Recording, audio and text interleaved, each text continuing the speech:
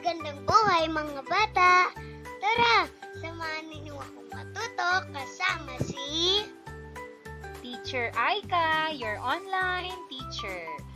Please don't forget to subscribe, like, share, and hit the notification bell for more videos. Thank you! Matatag Curriculum, Filipino Grade 4, Quarter 3, Aralin 3. Ang ating paksa ngayong araw ay tungkol sa akdang impormatibo, talambuhay, at bahagi ng aklat. Muli, ako si Teacher Aika, ang inyong online teacher. Simulan na natin! Mga kasanayan at layunin. Nauunawaan ang tekstong impormatibo, paglalahad muli, recount ng talambuhay, biography ng taong may makabuluhang ambag sa lipunan gaya ng mga bayani, manggagawa, dalubhasa at iba pa. Nagagamit ang mga kataga o inklitik sa pagpapahayag.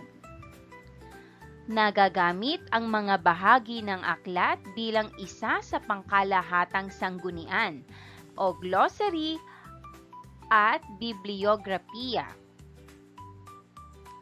Naibibigay ang layon ng mga tekstong biswal o patalastas.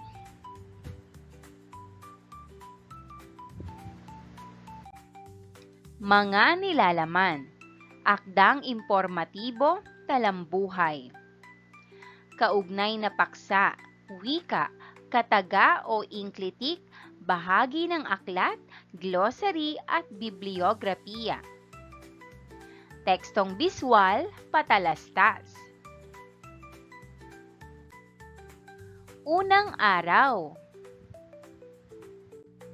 Maikling balik-aral, tala, basa, pagbasa sa talambuhay ng taong may makabuluhang ambag sa lipunan. Hula sports. Pangkatin ang mga mag-aaral sa dalawang grupo. Ipakita ang mga larawan. Sa bawat larawan ay kailangang makapag-isip ang mga mag-aaral kung sino ang kilalang tao ang naiisip nila kapag nakita ang mga ito. Maaaring atleta ng Pilipinas o ng ibang bansa. Paunahan sa pagsagot ang mga mag-aaral. Ang unang makakuha ng 3 puntos ang magwawagi. Unang larawan. Maaaring sagot, si Heidelin Diaz. Ang kauna-unahang Pilipino na nanalo ng gintong medalya sa Olympics sa weightlifting noong 2021.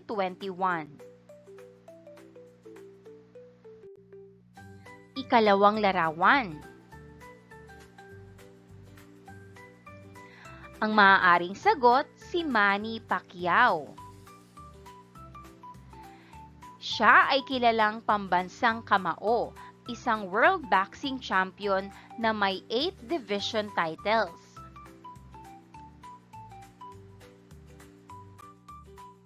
Ikatlong larawan. Maaaring sagot, Efren Bata Reyes, isa sa pinakamagaling na billiards player sa mundo, kilala bilang The Magician.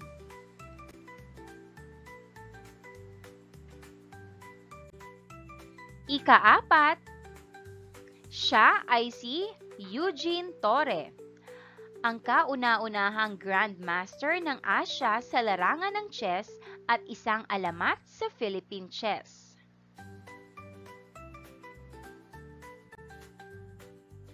At ang panghuli, siya ay si Alex Ayala, isang world-class na tennis player mula sa Pilipinas, kilala sa pagwawagi sa mga international junior at professional tournaments.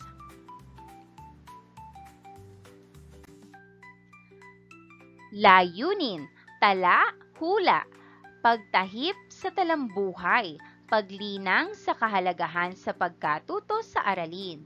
Buo, larawan, pangkatin ang mga mag-aaral sa apat. Ibigay ang larawan na animoy puzzle na kailangang mabuo sa loob lamang ng 3 minuto. Pagkatapos mabuo ang larawan, tanungin ang mga mag-aaral kung kilala nila ang nasa larawan. Ipakilala na ito ang paksang aralin. Narito ang maaaring larawan.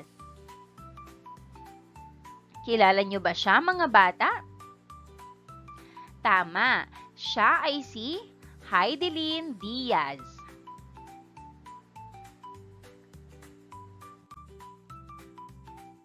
Tala, salita. Bago basahin ang talambuhay, magtala ng kahulugan ng mga salitang nakasaad sa bawat bilang mula sa diksyonaryo at mula sa glossary ng anumang aklat. Oops! Paalala, mga bata. Glossary ay listahan ng mga salitang ginamit sa aklat na may kahulugan batay sa kung paano ginamit sa aklat. Ito ay matatagpuan sa huling bahagi ng aklat. Samantalang, ang diksyonaryo ay isang aklat ng may nakatalang mga salita ng isang partikular na wika. Ang mga salita ay nakaayos ng paalpabeto at nakasaad din kung paano ang bigkas sa salita. Tinatawag din itong talahuluganan o talatinigan.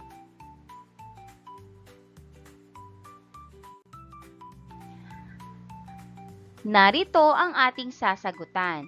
Unang column, makikita natin ang mga salita. Sa ikalawang column, isusulat natin ang kahulugan mula sa diksyonaryo. Maaaring kumuha sa internet o gamitin ang diksyonaryo. Ang ikatlong column naman, kahulugan mula sa glossary. Matatagpuan sa huling bahagi ng aklat. Narito ang mga salita na ating sasagutan. Una, atleta. Ikalawa, ginto. Ikatlo, medalya. Ikaapat, pesas o dumbbell. At ikalima, pondo.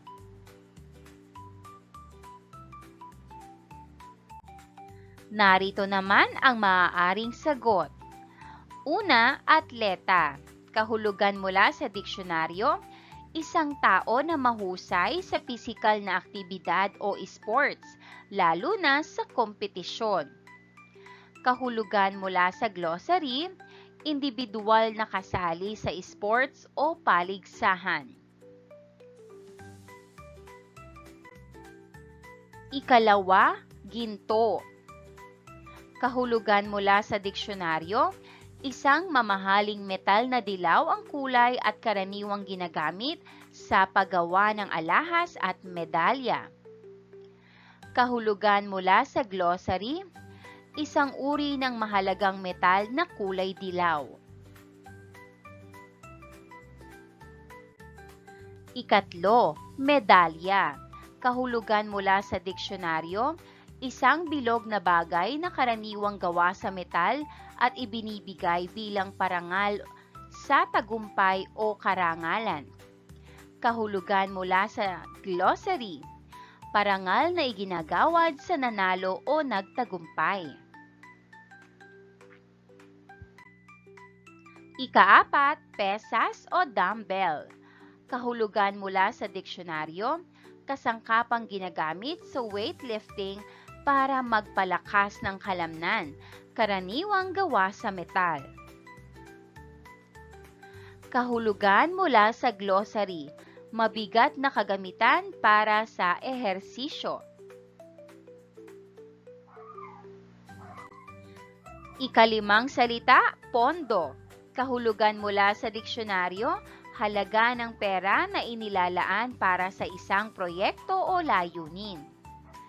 Kahulugan mula sa glossary, salaping nakalaan para sa isang layunin. Ikalawa at ikatlong araw. Kaugnay na paksa bilang isa, talambuhay. Pagtalakay sa talambuhay ng taong nakapag-ambag sa lipunan. Pagproseso ng pag-unawa. Ipapanood sa mga mag-aaral ang video clip sa YouTube. May 1 hanggang 47 minuto lamang ito tungkol sa pagiging kampiyon sa weightlifting ni Heidelin Diaz sa 2020 Olympics. Pagkatapos ay tanungin ang mga mag-aaral hinggil dito bago basahin ang tampok na aralin. Gabay na tanong. Una, sino ang nakakakilala kay Heidelin Diaz? Ikalawa, ano ang pagkakakilala mo sa kanya?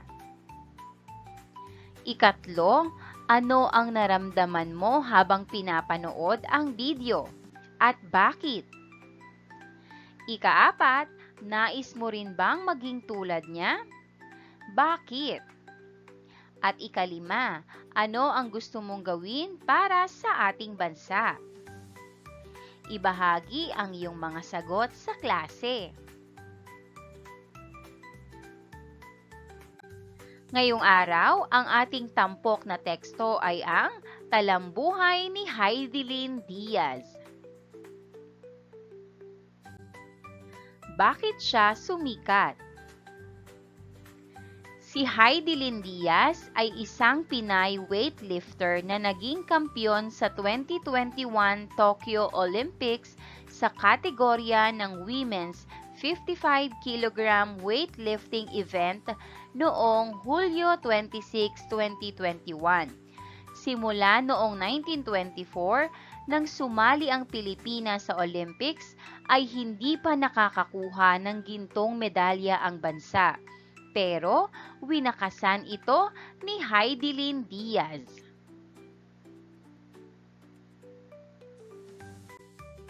Sino siya? Lumaki si Heidelin sa Zamboanga City. Sa edad na 11 ay nagsimula na siyang maglaro ng weightlifting. Siya ay nagsanay sa Philippine Air Force at dito na siya nagsimulang magtagumpay sa mga pambansa at international na kompetisyon.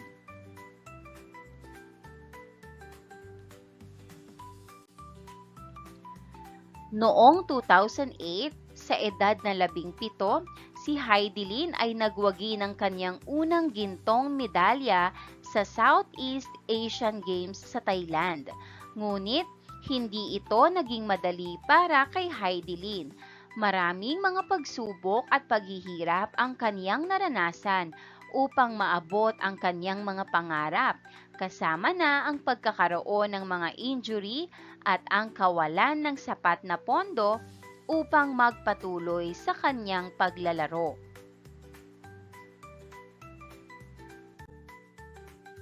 Ano-ano ang mga nagawa niya sa ating bansa? Una, unang Pilipinong babae na nagwagi ng ginto sa Olympics. Sa Tokyo Olympics 2020, nagwagi si Heidelin Diaz ng ginto sa Women's 55 kg weightlifting competition. Ikalawa, nagwagi ng iba't ibang medalya sa mga pandaigdigang kompetisyon.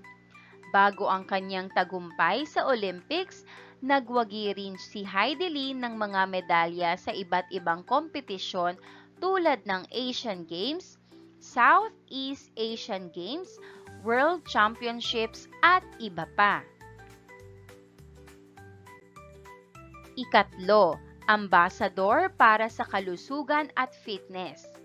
Bilang isang fitness advocate, ginampanan ni Heidelin ang papel bilang ambasador para sa kalusugan at fitness sa bansa. Nagbigay siya ng mga seminar at lektura tungkol sa tamang nutrisyon at kasanayan sa pag-ehersisyo. sa mga kabataan at sa mga komunidad sa buong Pilipinas.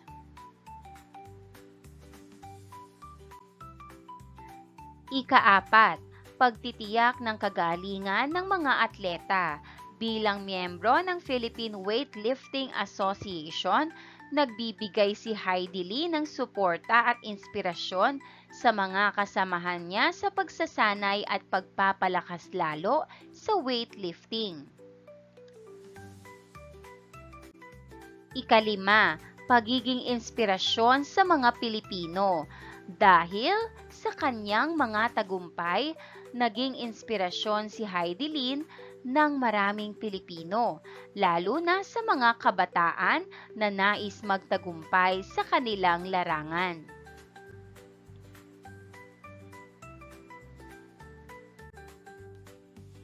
Ano ang mga aral sa buhay ni Heidi Lee Diaz? Una, determinasyon at pagsisikap. Si Heidi Lee ay nagpakita ng matinding determinasyon at pagsisikap sa kanyang pangarap na magwagi sa Olympics. Ito ay isang mahalagang aral na magpakita ng dedikasyon at pagsusumikap sa kung anumang gusto mong makamit sa buhay, gaano man ito kahirap.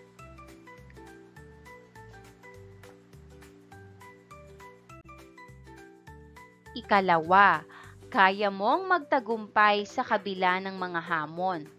Sa kabila ng mga hamon at kahirapan, hindi sumuko si Heidi Lee at patuloy na lumaban hanggang sa makamit niya ang tagumpay. Ito ay isang mahalagang aral na kailangan nating tandaan na maaari tayong magtagumpay sa kabila ng mga pagsubok na dumarating sa buhay natin.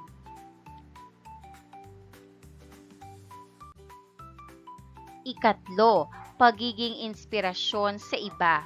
Si Heidi Lee ay naging inspirasyon sa maraming tao sa buong mundo, lalo na sa mga kabataan at mga Pilipino na gustong makamit ang kanilang mga pangarap. Ito ay isang mahalagang aral na maging inspirasyon din sa iba sa pamamagitan ng pagpapakita ng magandang halimbawa at pagbibigay ng inspirasyon sa mga tao sa paligid natin.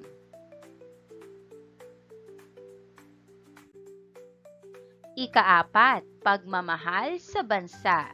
Siya ay nagpakita ng pagmamahal sa ating bansa sa pamamagitan ng kanyang paglaban sa Olympics at pagiging isang mabuting halimbawa sa mga kabataan. Ito ay isang mahalagang aral na mahalin natin ang ating bansa at magpakita ng pagmamalasakit sa mga tao sa paligid natin.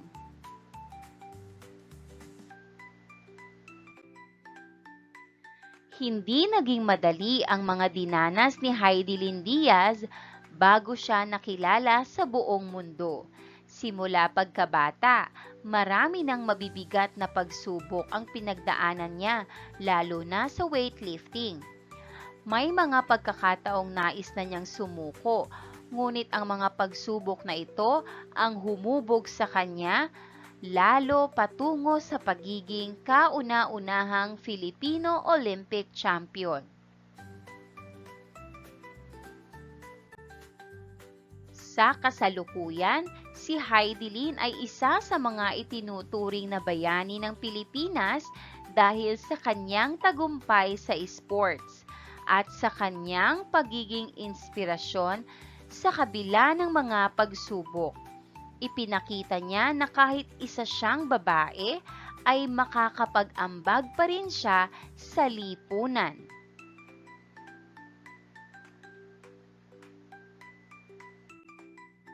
Pinatnubayang pagsasanay, tala-isip, tukuyin ang hinihingi ng sumusunod batay sa binasang teksto.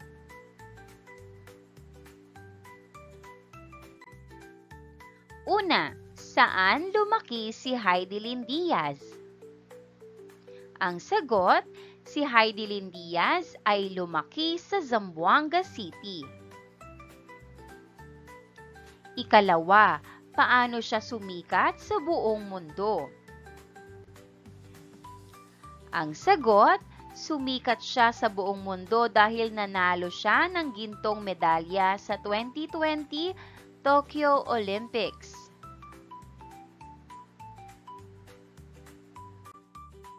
Ikatlo, ilang taon siyang magsimulang mag-weightlifting? Ang sagot, nagsimula siyang mag-weightlifting sa edad na 11.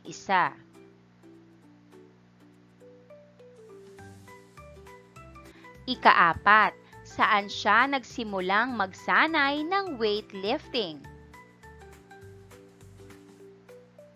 Ang sagot, nagsimula siyang magsanay ng weightlifting sa Philippine Air Force.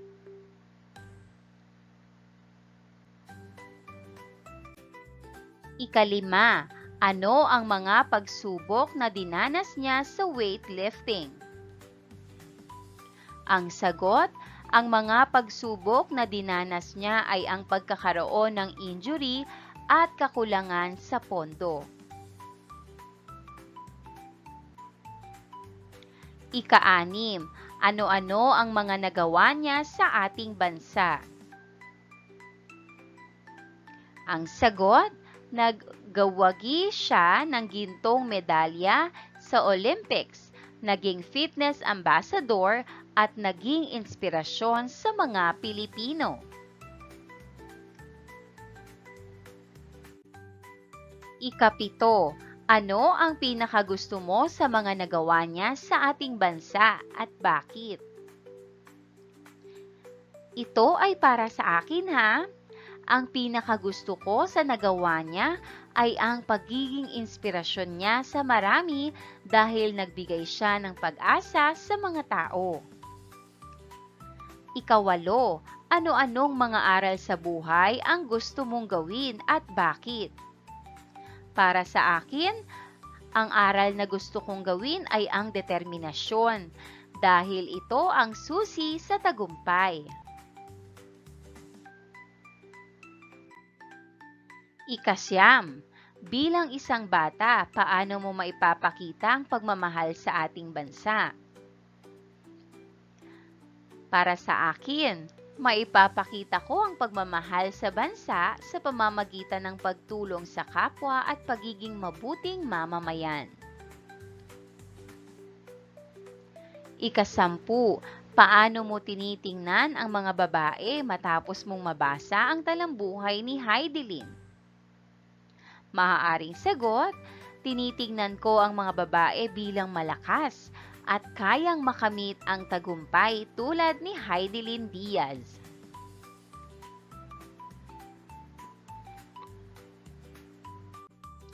Paglalapat at pag-uugnay. Tala, tapat. Paupuin ng nakabilog ang mga mag-aaral. Paiikutin ng guro ang bote. Kung kanino tumapat ang bote, siya ang bubunot sa inihanda ng guro na nakarolyong papel, kung saan nakasulat ang sitwasyon. Babasahin ng mag-aaral na nakabunot ang nakasulat sa papel. Ibabahagi ng mag-aaral sa klase ang kanyang kasagutan. Narito ang mga sitwasyon. Una, batay sa binasa, nais mo rin bang maging weightlifter? Bakit? Isulat ang iyong sagot.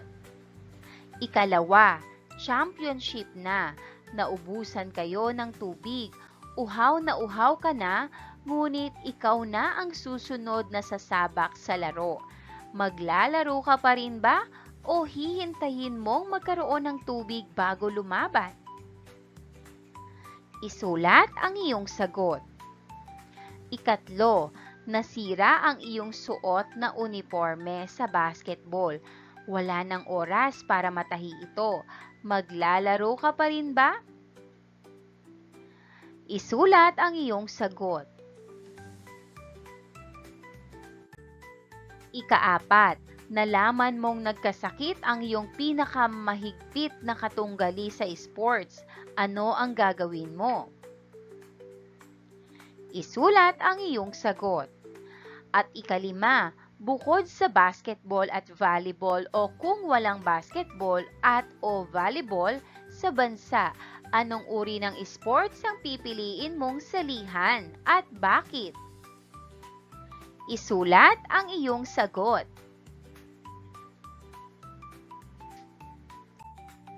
Kaugnay na paksa bilang dalawa, kataga o inklitik, patalastas, at bahagi ng aklat. Pagproseso ng pag-unawa. Power suri. Ipapakita ng guro ang mga larawan mula sa patalastas. Isusulat ng guro sa pisara ang mga kataga o inklitik na nasa patalastas. Tanungin ang mga mag-aaral kung ano ang ibig sabihin nito. Narito ang unang larawan. Basta sakit ng katawan, #laban lang alaksan. Ang salitang inklitik ay lang.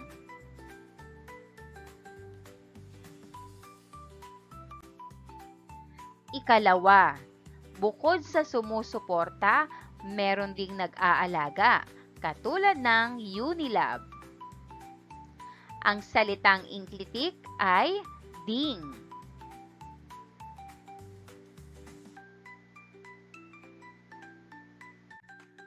Ikatlo, pero kailangan may dream ka talaga. Ang salitang inklitik ay talaga.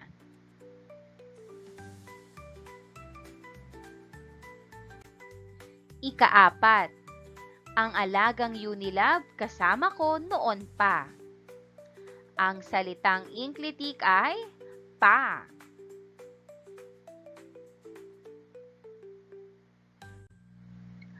Ikalima, ako pa ba? Ang salitang inklitik ay ba. Inklitik, kataga sa mga patalastas. Balikan muli ang mga caption sa patalastas. Tanungin ang mga mag-aaral kung wala ang mga katagang isinulat sa pisara. Isulat muli ang mga pangungusap na walang inklitik at tanungin kung may nabago sa kahulugan ng pangungusap.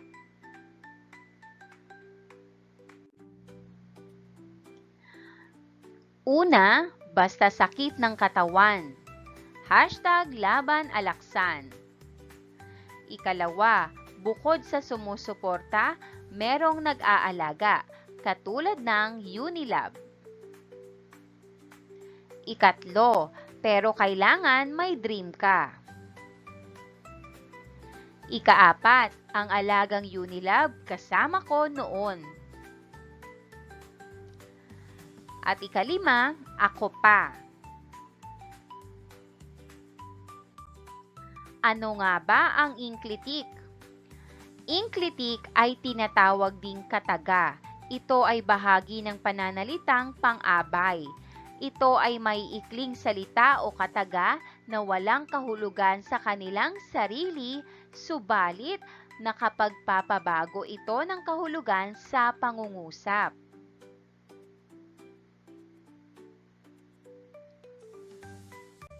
Narito ang mga halimbawa. Ba, raw, lang, pa, yata, din o rin, na, pala, naman, nga, kaya, lamang, man, tuloy, kasi, daw, muna.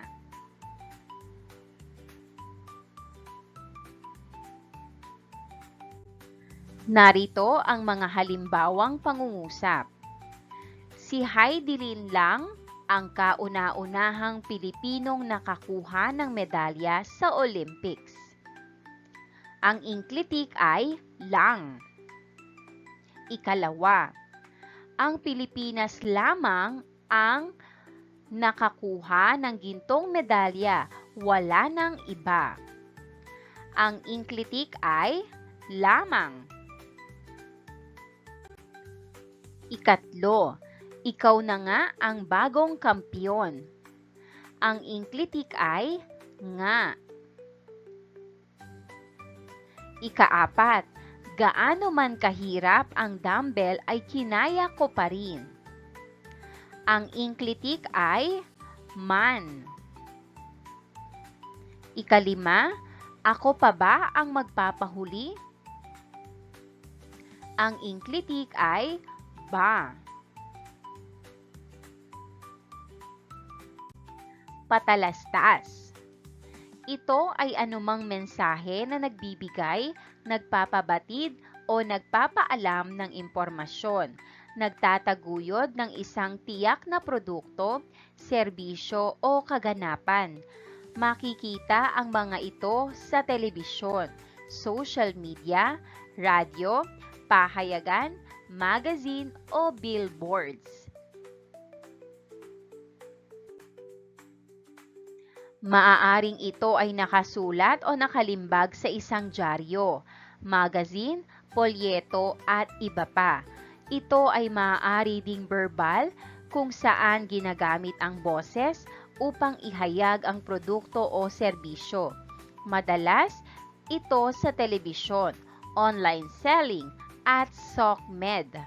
Layunin nito na hikayatin ang mga nanonood o mga nagbabasa na bilhin ang produkto o serbisyo o kaganapan.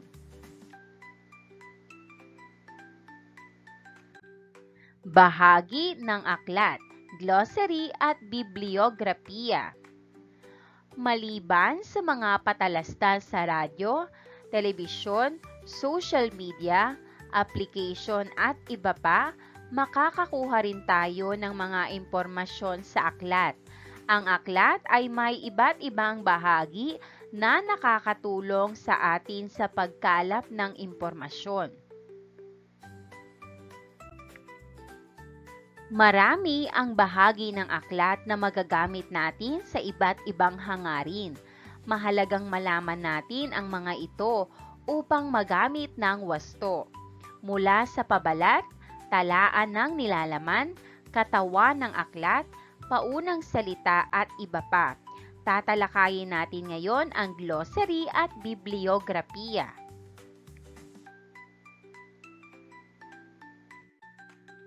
Glossary. Ang glossary ay tinatawag ding talahulugan dahil tala o listahan ito ng mga salitang may kahulugan. Ito ay naglalaman ng mga mahihirap na salitang ginamit sa aklat na nakaayos ng paalpabeto. Ang kahulugan ng bawat salitang nakasulat ay binibigyan ng kahulugan ayon sa pagkakagamit sa aklat. Ito ay makikita sa huling bahagi ng aklat.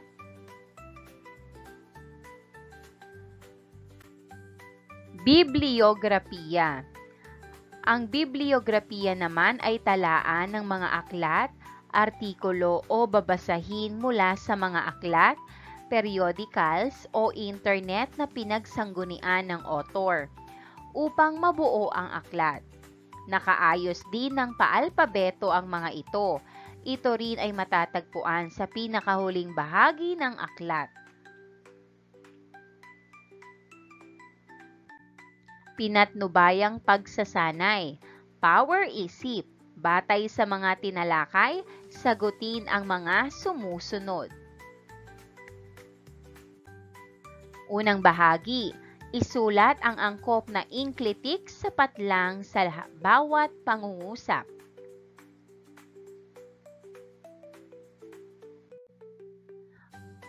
Number 1, hindi patlang lang lamang si Heidelin Diaz ang nahirapan kundi ang mga coach niya. Ang sagot, lamang. Number 2, sa bawat laban, may kaba pa, patlang rin raw akong nararamdaman. Ang sagot, rin.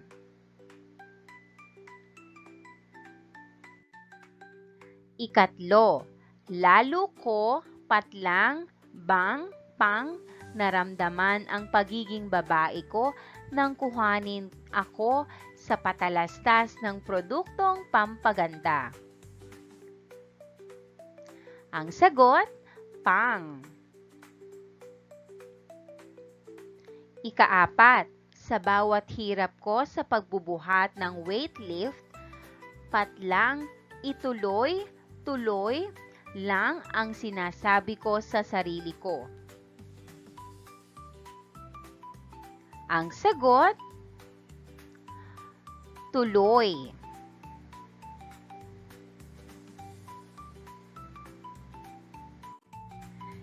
Number 5, bago ako lumaban, nagdarasal, patlang, syempre, muna ako. Ang sagot, muna.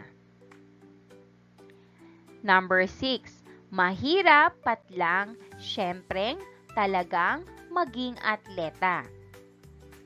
Ang sagot, talagang.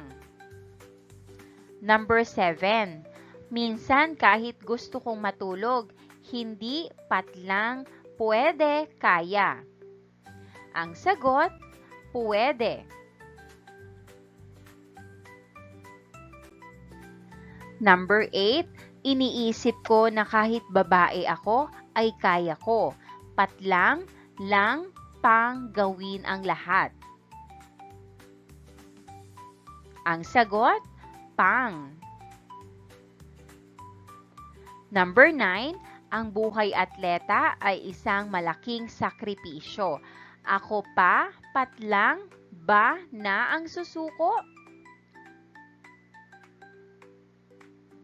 Ang sagot, ba.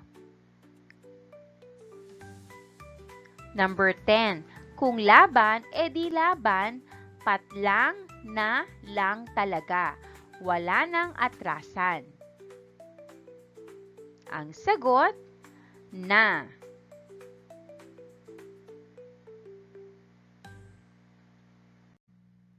Pinatnubayang pagsasanay, ikalawang bahagi. Isulat ang kahulugan ng inklitik na ginamit sa bawat pangungusap.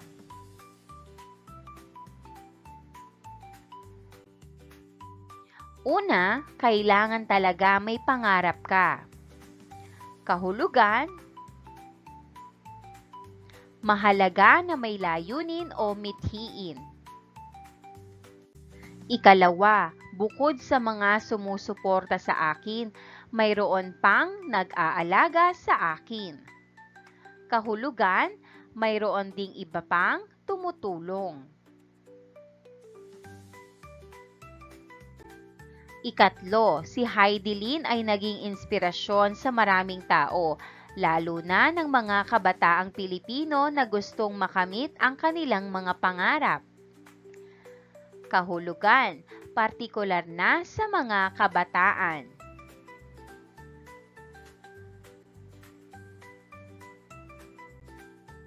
Ika-4, siya ay nagpakita ng pagmamahal sa ating bansa sa pamamagitan ng kaniyang paglaban sa Olympics at pagiging isa ring mabuting halimbawa sa mga kabataan. Kahulugan, kasama rin sa ginagawa niya ang pagiging halimbawa. Ika-5, si Heidelin ay nagpakita ng matinding determinasyon at pagsisikap sa kanyang pangarap na magwagi sa Olympics, gaano man ito kahirap. Ang kahulugan, malaking tiyaga at pagpupursige sa kabila ng hirap. Glossary at Biblia, ikatlong bahagi. Hanapin ang kahulugan ng sumusunod na salita sa glossary sa anumang aklat. Huwag kalimutan ang Biblia ng aklat na pinagkuhanan ng glossary. Sa unang column, makikita natin ang mga salita. Sa ikalawang column, dito natin isusulat ang kahulugan sa glossary. At sa ikatlong column naman ay ang bibliografiya. Narito ang listahan ng mga salita. Una, champion. Ikalawa, Olympics. Ikatlo, SEA Games. Ikaapat, Tokyo. Ikalima, weightlifting.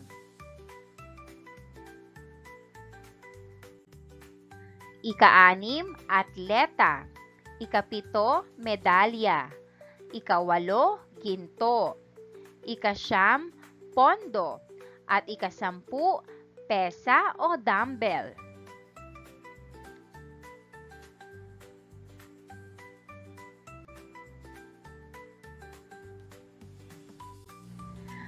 Unang salita, champion. Kahulugan sa glossary, taong nagkamit ng unang pwesto o tagumpay sa isang kompetisyon. Bibliografiya, encyclopedia o diksyonaryo ng sports. Ikalawa, Olympics. Kahulugan sa glossary, international na paligsahan sa sports na ginaganap tuwing 4 na taon. Bibliografiya, aklat tungkol sa kasaysayan ng Olympics.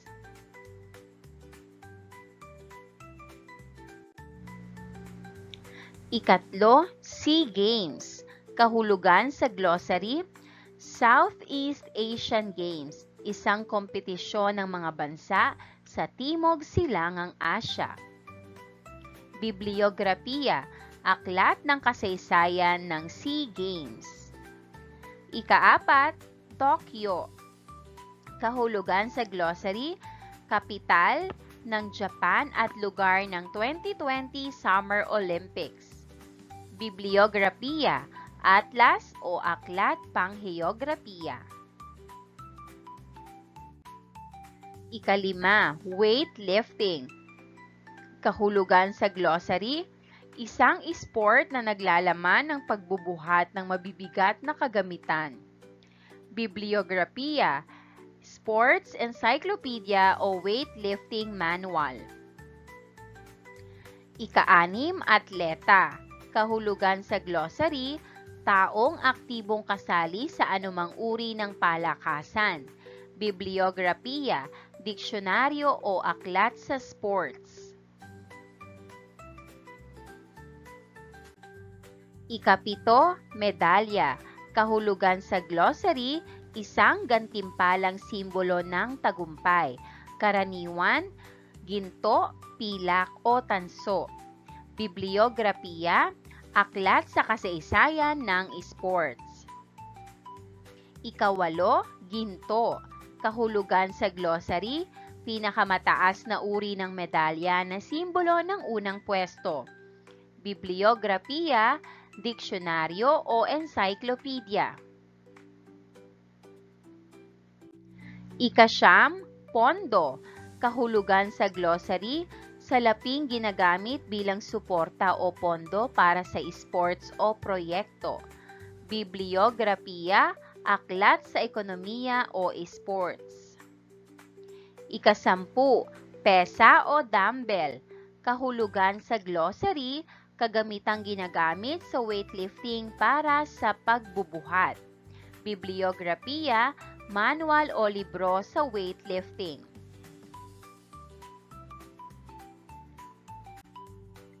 Ika-4 na araw.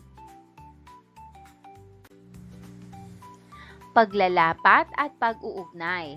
Power buod. Bumuo ng 3 miyembro sa isang buong papel. Isulat muli ang buod ng talambuhay ni Heidelin Diaz. Gawing patnubay ang graphic organizer. Narito ang graphic organizer. Isulat ang mga sumusunod: personal na impormasyon, mga naiambag sa lipunan, at mga aral sa buhay.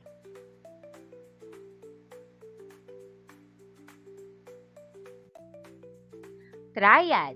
Sumulat ng 5 pangungusap na may inklitik ayon sa talambuhay ni Heidelin Diaz. Bilugan ng inklitik na ginamit sa pangungusap.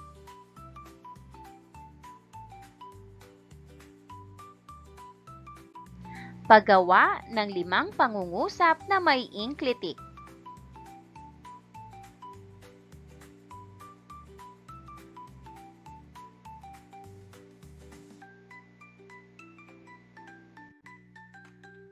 Ikatlo, basahing muli ang mga patalastas na tinalakay. Isulat muli ang mga patalastas na may inklitik at ano ang ibig sabihin nito sa caption ng patalastas.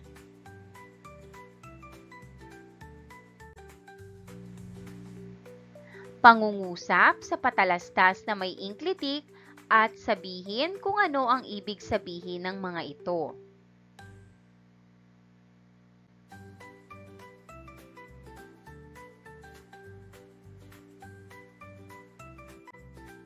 Pabaong pagkatuto, lakas isip. Balikan muli ang talambuhay ni Heidelin Diaz. Magtala ng 5 katangian na hinangaan mo sa kanya. Isulat ito sa ganitong paraan.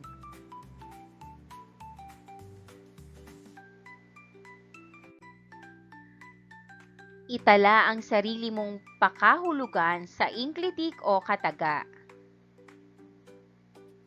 Inklitik at kataga.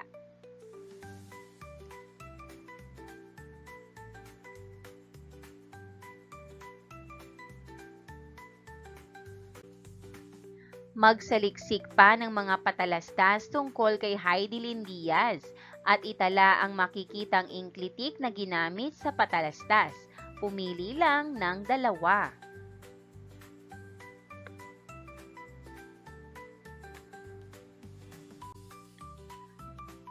Paghambingin ang glossary at bibliografiya na bahagi ng aklat.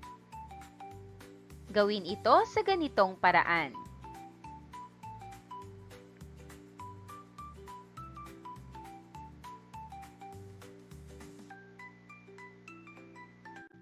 Pagninilay sa pagkatuto. Isa-isahin ang mga aral na napulot mo sa talambuhay ni Heidelin Diaz at nais mong gawin. Magtala lamang ng 3.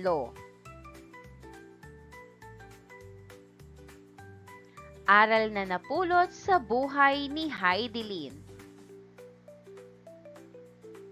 Gawin ito sa ganitong paraan.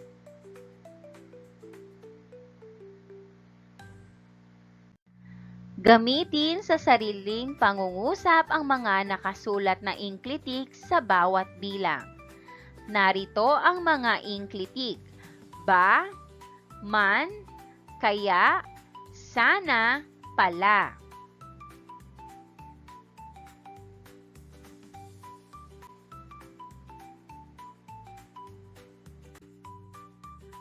Pagsusulit. Pahabain ang mga sumusunod na pangungusap sa pamamagitan ng paggamit ng inklitik. Halimbawa, mahirap ang buhay atleta. Pagpapahaba, mahirap talaga ang buhay atleta.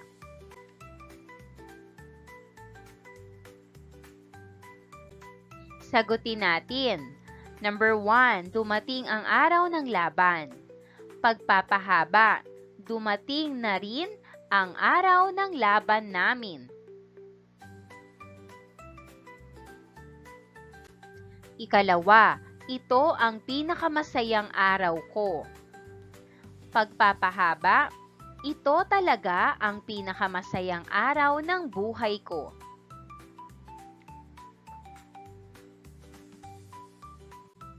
Ikatlo, kahit sabihing babae ako, kaya kong maging malakas. Pagpapahaba, kahit sabihing babae lang ako, kaya ko pa ring maging malakas.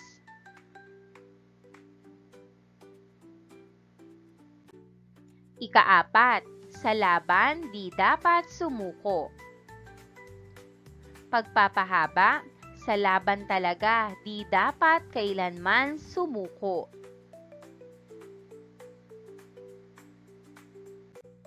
Ika-5, lahat ng babae ay may angking, lakas at ganda. Pagpapahaba, lahat naman ng babae ay may angking, lakas at likas na ganda.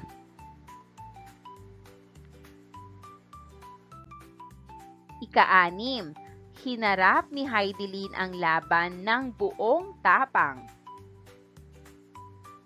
Pagpapahaba, hinarap pa rin ni Heidelin ang laban ng buong tapang at determinasyon.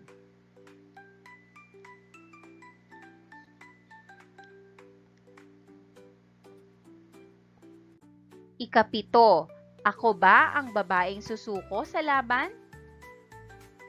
Pagpapahaba, ako pa ba ang babaeng susuko na lang sa laban?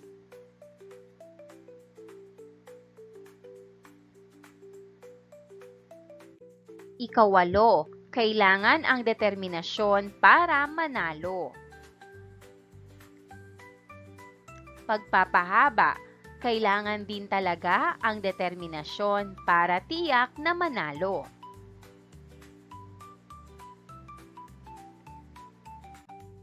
Ikasyam, kung may problema, may solusyon. Pagpapahaba, kung may problema nga, may solusyon din naman.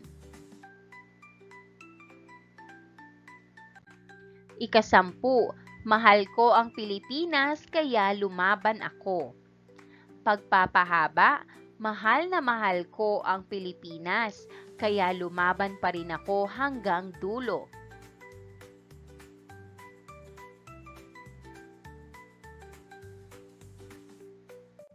Ikalawang bahagi ng pagsusulit, isulat ang caption sa patalastas na nakasaad at sumulat ng panibagong caption nito na may ibang inklitik.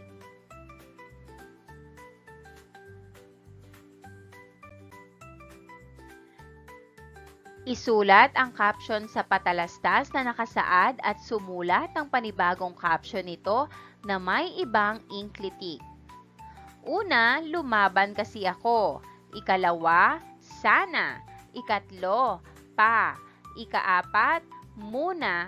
At ikalima, tuloy.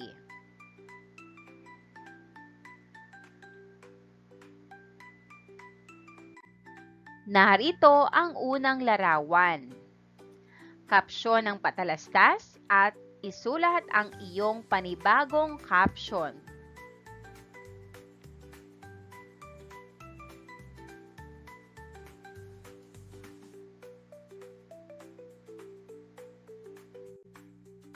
Ikalawang larawan. Kapsyon ng patalastas at isulat ang iyong panibagong caption.